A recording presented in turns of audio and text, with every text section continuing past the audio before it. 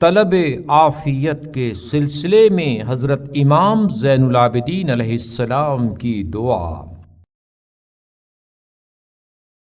شروع نام سے اللہ کے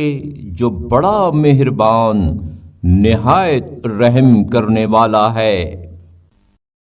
اے اللہ رحمت نازل فرما محمد اور ان کی آل پر،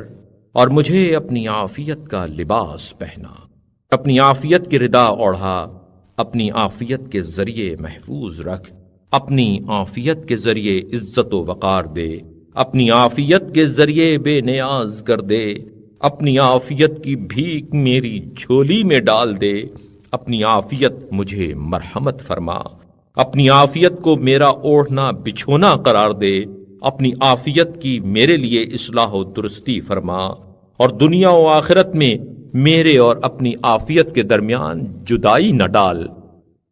اے میرے معبود رحمت نازل فرما محمد اور ان کی آل پر، اور مجھے ایسی عافیت دے جو بے نیاز کرنے والی، شفا بخشنے والی،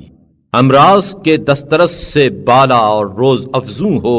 ایسی عافیت جو میرے جسم میں دنیا و آخرت کی عافیت کو جنم دے، اور صحت، امن، جسم و ایمان کی سلامتی، قلبی بصیرت، نفاذ امور کی صلاحیت،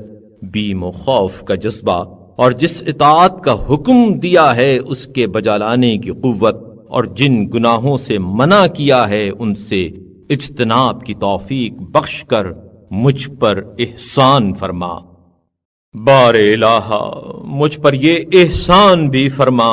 کہ جب تک تو مجھے زندہ رکھے ہمیشہ اس سال بھی اور ہر سال حج و عمرہ اور قبر رسول صلی اللہ علیہ وآلہ وسلم اور قبور آل رسول سلام اللہ علیہم کی زیارت کرتا رہوں، اور ان عبادات کو مقبول و پسندیدہ، قابل التفات اور اپنے ہاں ذخیرہ قرار دے، اور حمد و شکر و ذکر اور ثنائے جمیل کے نغموں سے میری زبان کو گویا رکھ، اور دینی ہدایتوں کے لیے میرے